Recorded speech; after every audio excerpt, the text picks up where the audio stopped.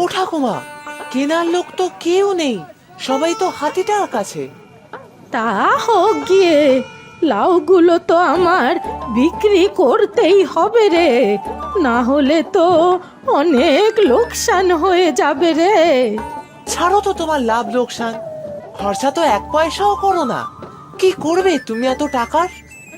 কি করব জানিস? হাতি কিনবো রে, হাতি কিনবো, বুঝলি? হাতি কিনবো, হতচ্ছাড়া। আমি আমি বসবো হাতির পিঠে, আমি। ওই যে বললাম না, 10 টাকা দিলে দেখতে দেব, 50 টাকা দিলে খাওয়াতে দেব, আর 100 টাকা দিলে পিঠে চড়তে দেব।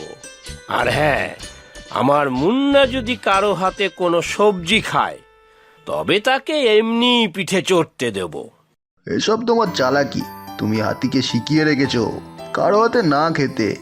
না গো দাদা, না। কত খরচা করে মুন্নাকে খাওয়াতে হয়, সবার হাতে খেলে তো আমার ভালো। দাঁড়াও, আমি আসছি।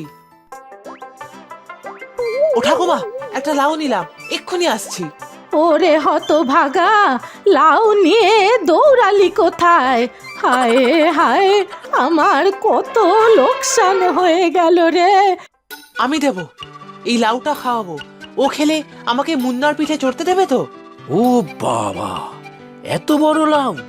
হ্যাঁ ভাই, এইটা যদি মুন্না খায়, তাহলে তোমাকে ঠিক ওর পিঠে চড়াবো। আরে মুন্না, দেখ আমার কিপ্টে ঠাকুমার গাছের লাউ। এত ভালো লাউ এই তল্লাটে কারোর বাড়িতে হয় না।